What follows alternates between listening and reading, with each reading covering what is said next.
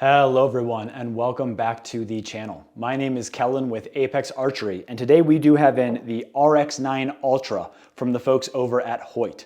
They have moved to an updated cam design as well as new modules to affect draw length, said to increase the efficiency and the speeds of this bow. Let's get this thing in for testing.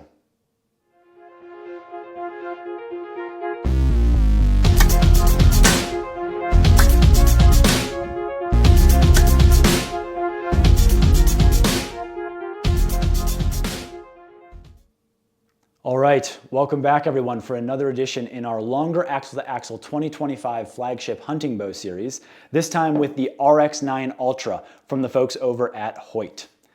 This guy does have a claimed ATA spec of 33.5 inches, a brace height of 6.5 inches, with claimed system weight of 4.3 pounds, shooting 340 feet per second at ATA spec for $2,149. Before we dig in and actually get this thing in for review, I'd be remiss not to stop and say thank you to the sponsor for this channel, and that is Bear Creek Archery in Inglewood, Colorado. It is the archery shop that is loaning us all of the bows that we have in for review this season. It also happens to be the shop that I trust for all of my archery needs. If you are in Colorado, driving through or passing through the Front Range, please go see my friends over at Bear Creek Archery. All right, let's dig in and really begin to break down and digest the Hoyt RX-9 Ultra for this year.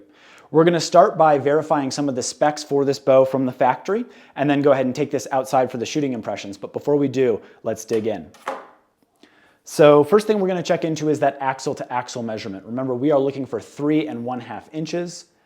And if I go from the very center of the axle to the same on the other side, this one's coming in just a little bit long at 33.11 of an inch. Next, let's go ahead and check into that brace height, looking for 6.5 inches, measuring again from the deepest part of the throat of the grip to the center of that string. And this one is coming in spot on, exactly 6.5 inches. The next thing we're going to look at is the overall riser dimension. That is kind of the length of the riser and limb pocket out to where it actually supports the limb and creates a pivot point in the bow. If you've been with the channel before, you know that I do prefer a longer riser relative to the axle-to-axle. I think of the riser itself, again, as my vertical orientation stabilizer, really getting a lot of the mass of the shooting system, the limbs, the cam assembly, etc., out away from the central shooting position at the grip.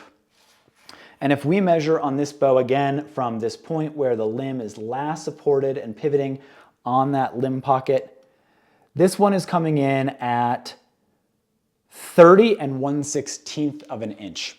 That gives us a riser to axle ratio on this bow of 89.2%. We're going to use that same pivot point to detect our reflex, which is that measurement from that natural pivot point of the bow to the pivot point where we're actually gripping at the throat there. And this is coming in at exactly 2.25 inches. So decent. I would say middle of the pack relative to the reflex measurements that we're typically getting out of these longer bows. Next, let's go ahead and look into the overall weight of the bow. Remember, they are claiming that this carbon bow should be coming in at 4.3 pounds. We do, for the moment, have the shortstop kind of stubby stabilizer that does come with the bow removed from that lower mounting position.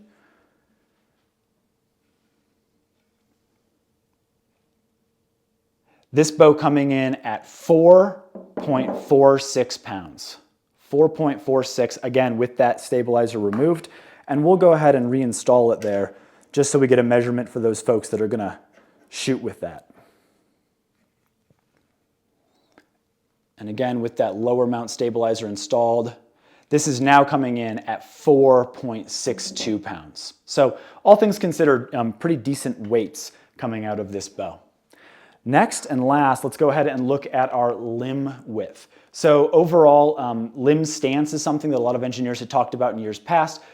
A lot of folks saying that if you have a slightly wider kind of overall limb stance supporting that axle there, that it may provide a little bit more stability when you are at full draw. Using our calipers here, And that is coming in at 2 13/16 of an inch. Really very good specs coming out of this bow. Let's take it outside. Meet me on the range where I will give you my very first shooting impressions. All right, stepping out on the range now with the RX-9 Ultra from Hoyt. I am actually very familiar with this particular platform, having reviewed the RX-8 Ultra last year and owned an RX-7 Ultra for a couple of seasons there. We have this set now to the 80% back wall position. We also have it at 70 pounds and 30 inches of draw. Let's see how this bow shoots.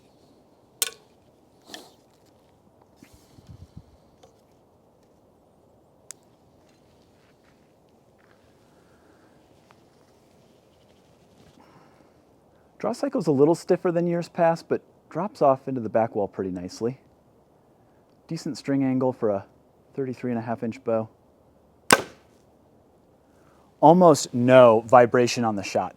Carbon risers are not known to translate a lot of vibration from the limb and the cam system to the grip, but this thing is actually remarkably dead in the hand, especially considering the weight of the system.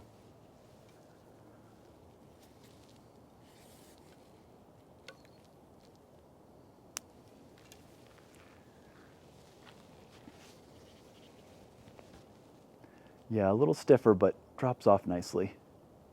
Nice back wall. I mean, I have to really pull to get any movement out of it.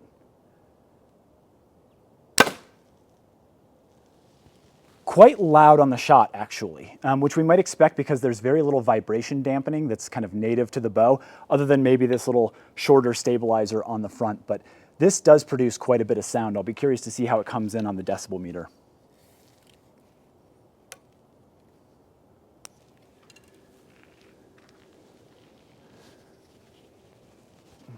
And finally, the grip. It's an ergonomic style grip, not my preference. I prefer that target style. That said, it is very comfortable and I think very repeatable if that's your preference. And yeah, almost no vibration coming out of that bow. Let's take this inside and get it on our dyno as well as the draw board. I'm very curious to take a look at the dynamic specifications. All right, we are back inside, and now with the RX-9 Ultra pulled into that full draw position, time to take a look at some of the dynamic specifications for this bow, again, when we are on target and at full draw. The first thing that I like to look into is the actual string to string measurement for these bows. That is the point where the string is last supported within that string channel and making positive contact with the cam in the vertical position. And I am coming that this is at about 33 7/8 of an inch. We use that exact same kind of perpendicular line there drawn from, again, that loadout point within those cams to get what we're measuring this year, which is our dynamic brace height. When we look into it on this bow, it actually does grow quite a bit. We're picking up about 1/2 an inch, so the dynamic brace height on this particular bow is coming in at 7 inches. Next, let's look at the updated axle to axle measurement and derive from that the amount of limb deflection that we are seeing out of this system. That updated ATA at full draw is coming in at 30 7/8 of an inch, giving us a total limb deflection of 2 13/16 of an inch out of this particular bow. All of that is going to generate our string angle at the back here. So we do like to measure right through the center of the arrow and through the center of that string to a virtual knocking point back here, pretty close to the D loop. That coming in at 37.9 on this particular bow, meaning that it's going to make it very easy to find those reference points and keep a very kind of vertical spine alignment when you are at full draw. Next, let's go to the front of the bow here and talk about the actual draw length. So I do have this set by way of those mods to the 30-inch draw position. However, this one's coming in maybe about 1/8 of an inch long there. So 30 1/8 of an inch out of this particular bow, again, in that 30-inch position, giving us a total power stroke of 21 7/8 of an inch. Now let's take a look at the draw force curve. As we can see here, it is ramping up and storing a little bit more energy than maybe what we had seen from some of their bows in years past. It is getting pretty close to that peak weight, arriving just beyond that 25% mark. We do see a little dip there. We did double check our measurements. That is accurate. We were getting replications of our measurements as we were repeatedly putting this thing through on the dyno.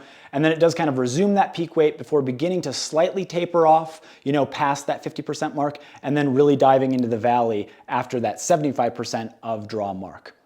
All in, it is stiffer than what we've seen from some of their bows in the past, but it's relatively smooth considering the amount of energy that it is storing.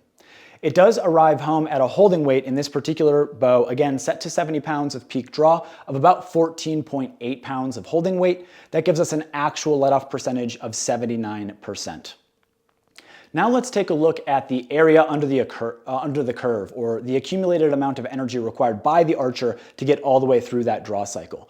This bow is coming in at 1,250.8, what we're calling inch pounds, or again, that area underneath that draw force curve. So really requiring and should be storing quite a bit of energy. Ultimately, they are claiming that this bow should be getting 340 feet per second at ATA spec, which is how we have it set up. Meet me back outside on the range. We'll run some weighted arrows to this guy to see what kind of speeds we get.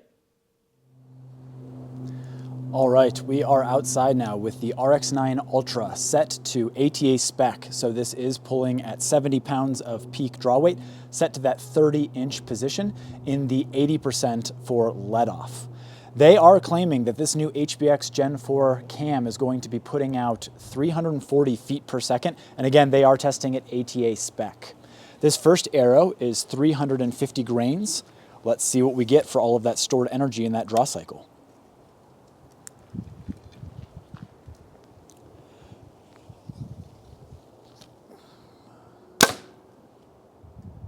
That first arrow going 331 feet per second.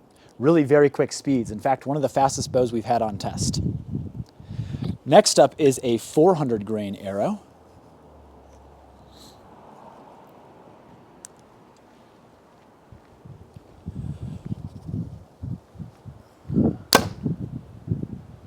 That going 312.0 feet per second. And finally is our 450 grain arrow, again, getting closer to what we would expect to see for a hunting application.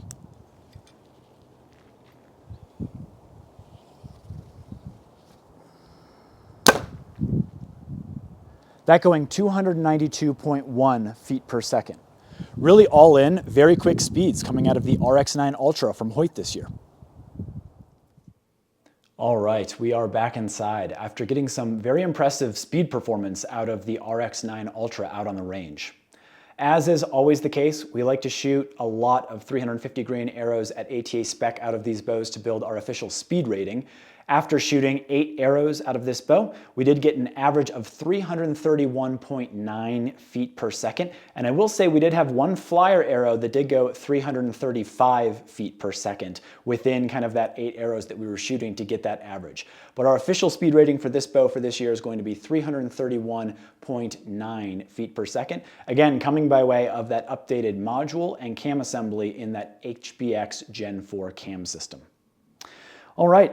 This bow will accommodate draw lengths going from 26 out to 32 inches. And as mentioned, part of the reason that they're getting a little bit more speed this year is because they have moved to individual modules carried by their dealers, offering 3/4 of an inch of draw length adjustment in 1/4 inch increments. So very, very adjustable as far as the actual draw lengths this year.